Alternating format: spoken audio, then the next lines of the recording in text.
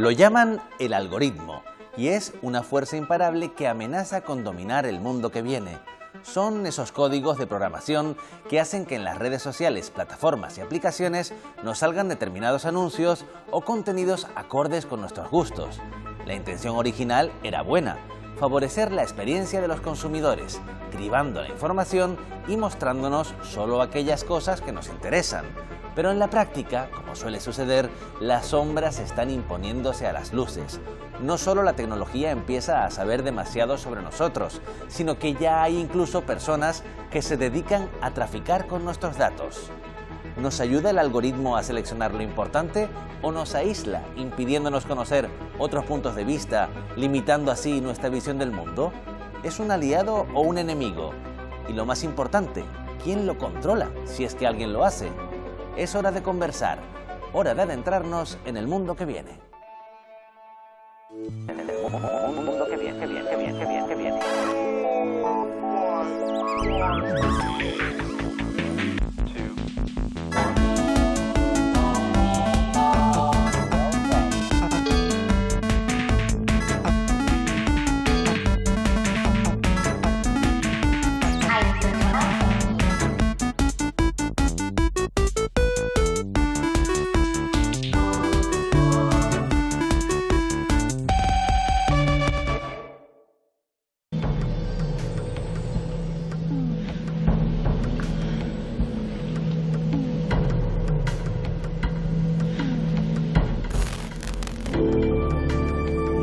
Es el responsable de que en tus redes sociales aparezcan unos contenidos y no otros, que te llegue cierta publicidad específica o que cuando visitas una plataforma de entretenimiento te salgan recomendadas algunas películas o series en detrimento del resto. Lo conocemos como el algoritmo y es un código de programación tan poderoso como difícil de entender, porque ¿qué es realmente el algoritmo? Martín, ¿conoces al algoritmo?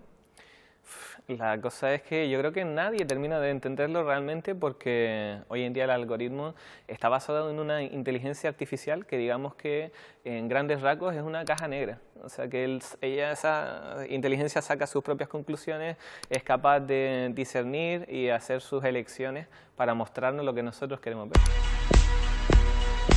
El algoritmo ha convertido en realidad lo que hasta hace poco solo formaba parte del terreno de la ciencia ficción. Claro que el denominador común de propuestas como Matrix, Westworld o Black Mirror es que las máquinas siempre terminan siendo nuestras enemigas. Algo que también sucede en la novela El algoritmo, escrita por el canario Rubén Pérez, que aparte de novelista, también es ingeniero de telecomunicaciones. Rubén, ¿cuándo empezaste a ser consciente de lo mucho que el algoritmo o los algoritmos pintaban en nuestras vidas? Bueno, yo creo que es de formación profesional, porque vengo del mundo del desarrollo del software, y es ahí donde me he involucrado muy mucho, viendo cómo se están desarrollando las tecnologías de los algoritmos hoy en día. Entonces, he estado observando estos últimos años la evolución de lo que es a la postre la inteligencia artificial, cómo han estado o cómo están recabando los datos empresas, instituciones públicas, para conformar la base de lo que viene después, que no es otra cosa que, a través de algoritmos, crear esa superinteligencia que, en teoría, que ayuda a los humanos. Pero hay que tener cuidado, porque aunque a priori se tengan las mejores intenciones, el algoritmo puede terminar resultando ser un regalo envenenado. Hay muchos elementos que en esta sociedad se nos ofrecen como que nos van a facilitar la vida y la comunicación, y lo que nos ayudan es a colapsarnos, a estar sobresaturadas, sobreinformadas y a estar también muchas veces incomunicadas, ¿no? Y es cierto que como instrumento pues puede ser utilizado para digamos, para elementos que nos ayuden y nos favorezcan la comunicación, pero en general están hechos para el control social, ¿no? Y para vendernos lo que no necesitamos, y para espiarnos, y para romper nuestra intimidad, ¿no? Incluso para para la persecución a veces represiva, etcétera, ¿no? Si de repente escribes, me gustaría ir a Islandia, te aparece una oferta para ir a Islandia y acabas en Islandia, ¿ganaste tú o ganó el algoritmo? No, yo creo que ganó el algoritmo y yo no he ganado, porque lo podría haber buscado de otro modo y si tienes interés lo haces. Es como cuando te están llamando, ya sea para una ONG, para una nueva compañía telefónica. Perdone, cuando yo quiera ya buscaré la información y lo haré. Déjeme tranquila, porque es verdad que tener tiempo es fundamental y todos estos pequeños, ¿no?, incidentes y sobre todo la búsqueda individual de lo que quieres hacer y el viaje, ¿no?, que haces para programar un viaje es también muy interesante. Entonces, no, yo preferiría que siguiera dependiendo de mí. Al final es como si estuviéramos ante el lema del despotismo ilustrado, pero aplicado al siglo XXI. Todo para el consumidor, pero sin el consumidor.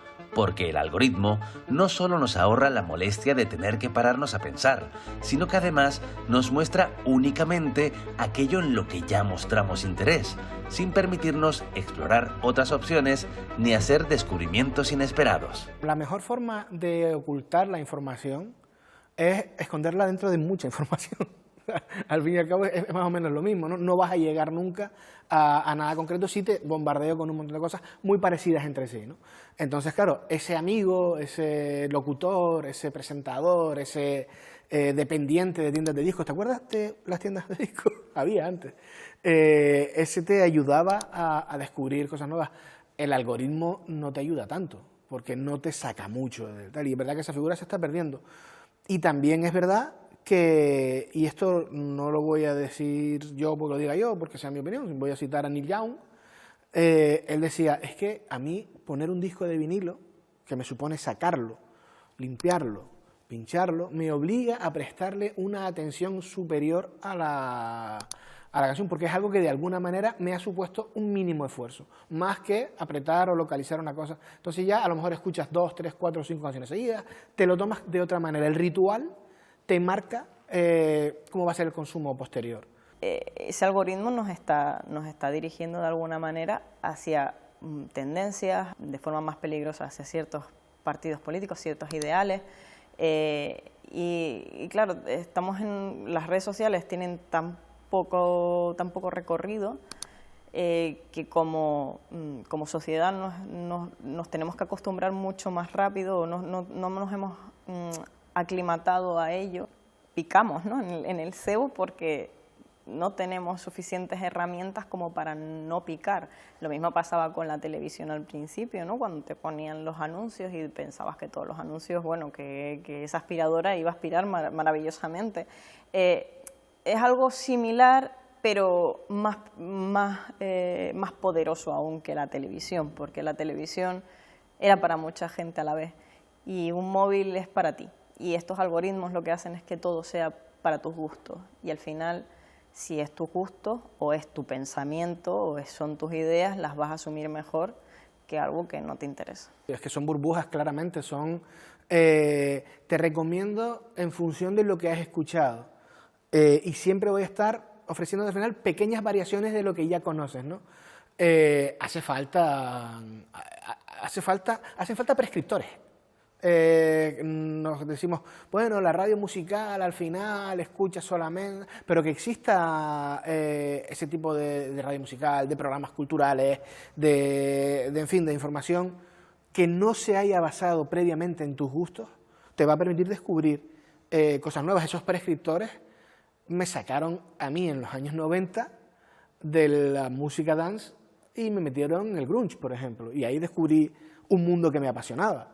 Entonces, claro, es fundamental que haya prescriptores independientes que no tengan nada que ver conmigo, porque si no voy a escuchar siempre la música que escucho ahora, lo que leo ahora, lo que veo ahora. Pero yo no quiero saber lo que me gusta a mí ahora, yo quiero saber lo que me gusta dentro de 15 años, ¿no? Y esto es nuevo. Y ante tantas reticencias, dudas y complicaciones, la pregunta que nos surge es evidente. ¿El algoritmo es bueno? El algoritmo es como un tenedor. O sea, puede ser bueno si lo utilizas para pinchar un trocito de comida y comer, o puede ser malo si lo utilizas con otras intenciones. La cosa es hasta qué punto podemos pensar que las grandes empresas tecnológicas que manejan algoritmos muy potentes y cuya influencia, la del algoritmo digo, puede marcar nuestras vidas, tienen realmente buenas intenciones. Hermanitas de la caridad no son.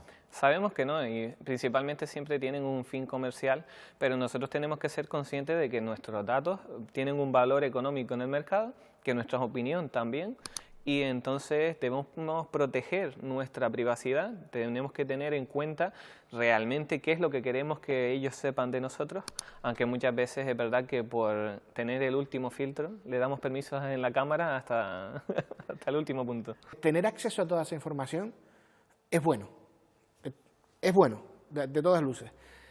Hay que buscar la manera de escaparnos de ese algoritmo, porque además, ¿quién lo dice, quién lo programa, cómo lo maneja, cómo sé yo que se me está recomendando lo que yo quiero escuchar y no dentro de lo que más o menos me gusta lo que tú quieres que yo escuche? Este es uno de los puntos claves del asunto. Para que el algoritmo funcione correctamente, ha de saber muchas cosas sobre nuestro comportamiento. Pero, ¿cómo lo consigue? ¿Cómo obtiene toda esa información? ¿Tú crees que Internet nos espía? Y si es así, ¿cuánto crees que sabe de nosotros? Mira, yo creo que eso de que el móvil nos escucha cuando hablamos no es del todo cierto, pero sí es verdad que Google sí te espía. Creo que hay como unas cosas en los ajustes que si no la desactivas, el GPS tiene todos los recorridos que tú has hecho durante una serie de días. O sea, espiarme no, pero estar al tanto de todo lo que hago, sí. Desde que hay Internet, hay alguien vigilándonos de alguna manera, sobre todo con las redes sociales, ¿no? Ha empezado ese trasiego de datos, que al final todo esto es un negocio, el negocio de los datos, en los que nosotros creemos que somos meros espectadores, pero en realidad somos la transacción. Nosotros, nuestros gustos, lo que miramos, lo que no paramos de clicar, eso es una transacción para que las empresas pues jueguen con nosotros, ¿no? En cierta forma. Existe una dinámica de marketing que está bastante asentada, y es que en función del comportamiento que tienen las personas se va adecuando también qué es lo que se le muestra. Sabemos exactamente con qué edad te estás conectando, cuáles son tus preferencias, si tienes mascota o no, es por todas las búsquedas que vas realizando día a día, y a partir de ahí digamos que se crea un perfil de esa persona que se intenta anonimizar para no saber exactamente quién es, pero sí que se tiene que mostrar en publicidad. Te pongo un ejemplo que forma parte de las preocupaciones de mucha gente en el día a día. Si ahora en esta conversación yo te comento que estoy pasando especial frío porque ha empezado a refrescar, y cuando dejemos de hablar en mis redes sociales me empiezan a tupir con anuncios de jerseys y de chaquetones, ¿qué sería?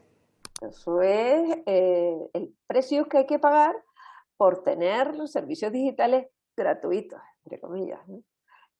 Como dice, si tú no tienes que pagar por el uso de Internet, por el uso de Google, por el uso de un montón de herramientas tecnológicas que no tenemos que pagar porque son supuestamente gratuitas, es porque el precio que estás pagando son tus datos.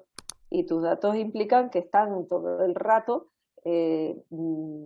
captando todos los datos que emites sobre ti, pues como decías, ¿no? El simple hecho de que tú hagas una búsqueda, oye, ya tengo frío, voy a buscar una bufanda, y enseguida te llegan un montón de anuncios de bufandas durante semanas y demás. Es que todo el uso de la tecnología por nuestra parte está dejando un rastro, como decían, un rastro digital de un montón de datos que se utilizan de diferentes maneras. Una de ellas es el uso comercial, ¿no? Y entonces, pues, el hecho de que te lleguen luego anuncios significa que han visto que tú tienes interés en la bufanda y luego van a intentar venderte bufandas, obviamente, ¿no? Claro, al final las empresas que van buscando precisamente esos datos, lo que lo van haciendo es de una manera muy sutil, que prácticamente dándote algo a cambio normalmente, nosotros somos el producto, ellos te ofrecen una plataforma, en muchos de los casos gratuita, y al final esa navegación nuestra va dejando nuestra huella, nuestro rastro, que con ese rastro lo que se están creando es otros productos que compran otras empresas, compran administraciones públicas o compramos nosotros. Y sí que es cierto que hay unas tensiones, sobre todo en Europa, con el RGPD, intentar frenar un poco o que el ciudadano sea más consciente de esa información que damos, a través de las cookies, por ejemplo, pero al final yo me veo mucha gente que digo que acepta las cookies como si no hubiera un mañana, con lo cual poco importa en muchos de los casos. Ayúdanos un poco, Rubén, ponnos en situación. Si entramos en una web, pues no sé, de venta de productos deportivos y nos dicen si aceptamos las cookies, ¿qué pasa? ¿Qué se está generando a partir de ese clic nuestro? En esas cookies verás que hay una base de datos de proveedores que están recogiendo esa información. Y esa información, una vez tú la das, se pone a la venta.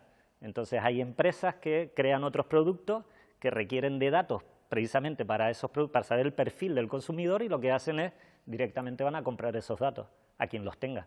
Y tú los has cedido, con lo cual entra dentro de la legalidad. Aunque las máquinas sepan interpretar los datos casi a la perfección, lo cierto es que primero alguien tiene que suministrárselos. Ahí es donde entra la figura de los data brokers, personas encargadas de recopilar toda la información que inadvertidamente dejamos en las redes, para luego venderla. Está el tema este de los data brokers, los que negocian con los datos, y yo todavía no he conocido a ninguno. Sé que existen, sé que se mueven por el mundo, pero no se dejan ver demasiado. No se dejan ver. Yo creo que hay que estar en el mundillo para dar con ellos. Yo he conocido a algunos, sobre todo en el mundo del turismo, que recopilaban datos desde las campañas que creaban para sus clientes, y a partir de ahí ellos mismos crearon su base de datos con datos recopilados de esas campañas para explotarlo en el mundo turístico.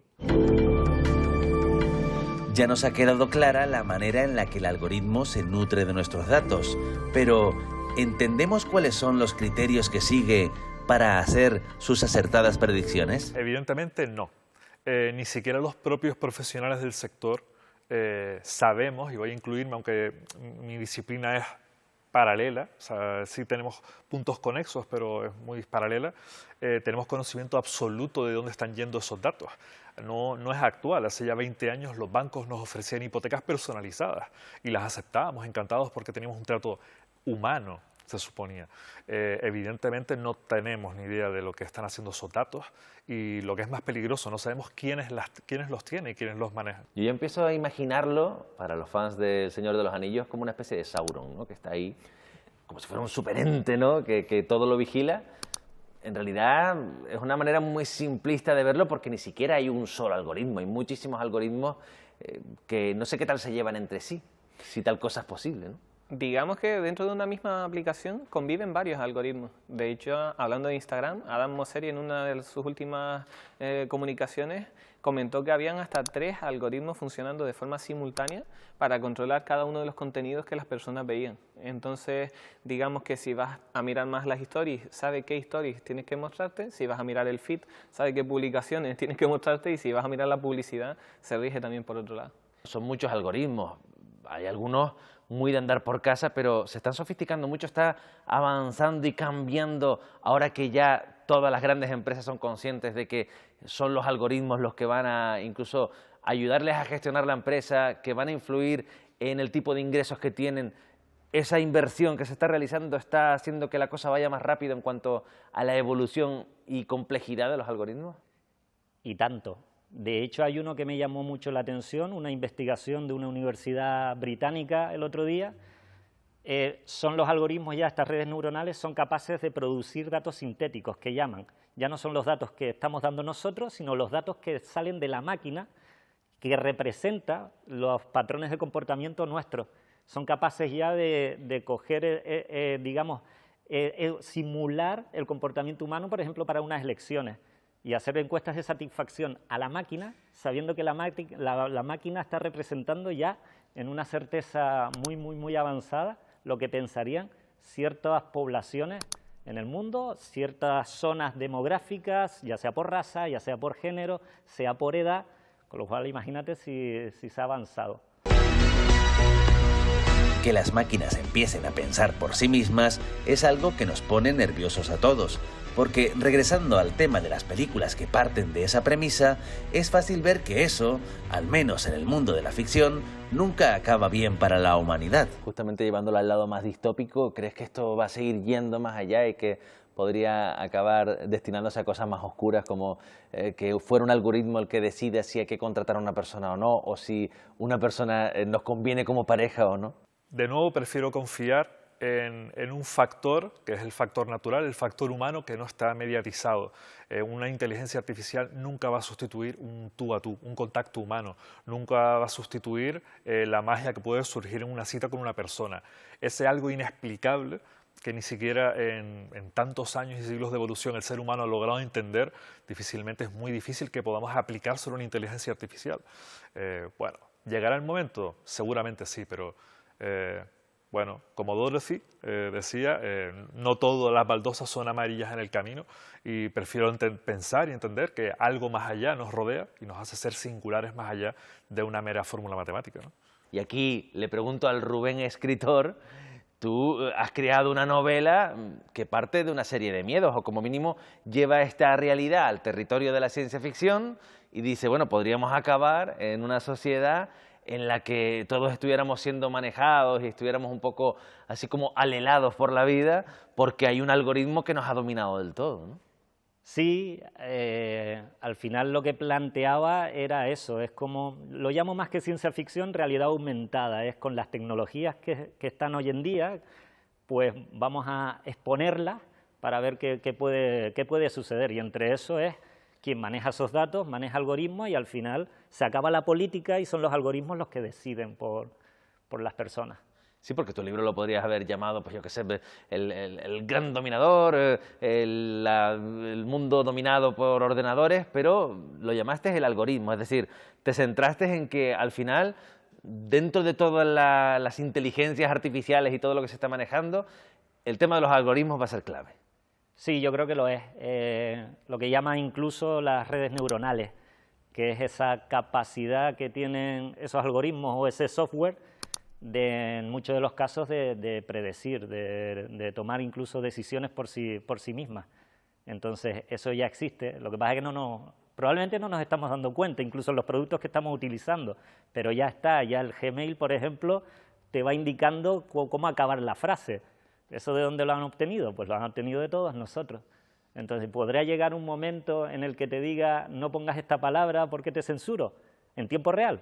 Se podría dar el caso, la tecnología lo permite. Sí. Otra cosa es que después se haga uso de esa tecnología.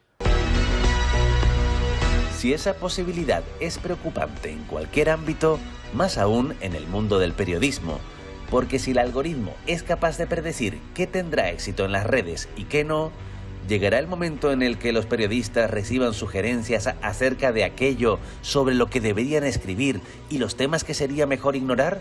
Es más, ¿sucede ya? Tú eres periodista, ¿consideras que a veces ya lo que escribes y la repercusión que tenga va a depender de los caminos que sigan según diferentes algoritmos más allá de la calidad del texto o del interés del tema que has elegido? Tiene mucho que ver al final. Nosotros tenemos el SEO, ¿no? Que es lo que un poco posiciona tu información en Google. Nosotros somos conscientes de que hay informaciones que si fueran en papel solamente, ¿no? Que si estuviéramos hablando de antaño, funcionarían muy bien.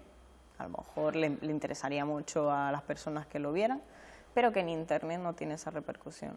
En Internet lo que vemos que las cosas que tienen repercusión son sobre todo sucesos, algún famoso que hace algo que puede ser más o menos interesante, normalmente menos que más, y luego nuestras informaciones pues dependen mucho de cómo la enfoques, del titular que lleve, y si eres capaz de sorprender de alguna manera, siempre intentando no entrar en el clickbait, que es uno de nuestros mayores enemigos, creo, el mayor enemigo de la prensa creo que es el clickbait ahora mismo.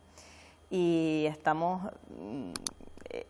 un problema muy grave porque tampoco nosotros también nos ha pillado un poco en pañales. Y tú ves los números y dices, ¡jo, qué bien funciona así se hace una receta culinaria! Pero luego si pones la receta de no sé qué, se hace así. No funciona tan bien. Entonces, claro, somos un poco prisioneros de ese clic cuando lo que queremos realmente es hacer temas de calidad, no solo... Es verdad que se tiene que leer, pero no todo vale. Nosotros como periodistas Sí estamos para, de alguna manera, que nos lean, pero tampoco somos un ente que simplemente le da a la población lo que quiere. También damos información, nosotros damos información, nosotros no estamos para entretener a la gente, nosotros tenemos que seguir nuestras directrices, que son la actualidad, y dar actualidad. Y a veces la actualidad es interesante y a veces no, todo el mundo lo sabe. Entonces, o no es interesante para todos, entonces no podemos seguir el dictamen del algoritmo, el dictamen de los lectores únicamente, porque sería un error. Al menos nos queda el consuelo de saber que, a día de hoy, el algoritmo aún no es infalible. Y es que, aunque nos conoce cada vez mejor, de vez en cuando se comporta... Mal, un desastre. El otro día me recomendó, lo puse en Twitter, el otro día me recomendó un libro de Arcadia Espada, que es un señor con el que no tengo ningún tipo de afinidad. Y dice, por lo que has mirado, ¿y qué he mirado yo para acabar ante este abismo? No acierta conmigo, no suele acertar ni en música, ni en literatura, ni en redes sociales, especialmente gracioso. Personas que igual conozcas, que dices tú, pues no, la verdad es que no. Pero me gustaría, parece gente simpática, pero no tengo ni idea de quiénes son. No, el algoritmo conmigo falla muchísimo, ¿eh? Y mira que yo uso redes, soy un blanco fácil, pero me falla. Comentaba el humorista Phil Wang, evidentemente también dándole un toque humorístico a la anécdota, pero que él grabó un especial para Netflix y estaba muy ilusionado, le dijeron el día que se estrenaba, estaba muy ilusionado con ver ese estreno, amaneció como un niño el día de Reyes Magos a encender su Netflix y en la pantalla inicial no salía. Y en las recomendaciones de Netflix no salía y tuvo que teclear su nombre para finalmente encontrar muy hundido, ¿no? en su propio Netflix el propio especial suyo que se estrenaba ese día, ¿no? Y entonces él decía, vamos a ver, Netflix no entiende que en las cosas que me recomiendan no hay nada que me pueda interesar más que yo mismo hablando de cosas, ¿no? Y bueno, era una reflexión que en realidad lo que puede tener gracia es efectivamente, a veces el algoritmo se puede equivocar. O sea, el propio Netflix de un tío que se llama Phil Wang no se da cuenta de que la mañana del estreno de un monólogo de Phil Wang, pues a lo mejor se lo podría recomendar, ¿no? Sí, claro, pero entonces nos veríamos con la paradoja de que tendríamos mucho contenido, de, por ejemplo, de Sergio o de Martín apareciendo en nuestras pantallas por nuestro Hombre, nombre. si lo hubiera, Martín, Entonces, vamos a verlo, ¿no? Pero ojalá existiera, pero a lo que me refiero, realmente él tiene un patrón de uso de lo que ve, de las series, cómo las ve, cuánto tiempo se pasa viendo cada capítulo hasta que para. Entonces, en función de ese patrón, Netflix dice, oye, pues mira, tenemos esta película que son realmente las que más te van a interesar y puede ser que el contenido que él sacó pertenece a una categoría que la tiene como una parte profesional, pero que realmente no es lo que consume cuando está viendo sus programas. El algoritmo ha llegado para quedarse. Eso es innegable. Quizás la clave resida en recuperar el control de la situación y aprender a utilizar esta herramienta en nuestro beneficio, en vez de doblegarnos ante ella y permitir que nos domine. Yo creo que frente al algoritmo, a las arbitrariedades del algoritmo, está la voluntad de leer, de hacer música, de reunirse para discutir, de dejar a un lado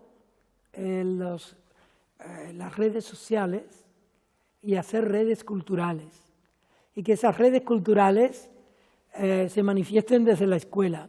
Al final, de lo que se trata, y sí que es verdad que se está trabajando mucho en la ética de la inteligencia artificial, es que potencie al ser humano, es que lo complemente, que lo ayude, que sea tu copiloto. Si hacemos el símil en un rally, estaba el piloto y el copiloto. Pues lo que se trata es que esta inteligencia artificial no acabe quitando al copiloto, al piloto, y al final la carrera sea entre coches autónomos prácticamente, ¿no? Porque entonces esto no ha servido de mucho.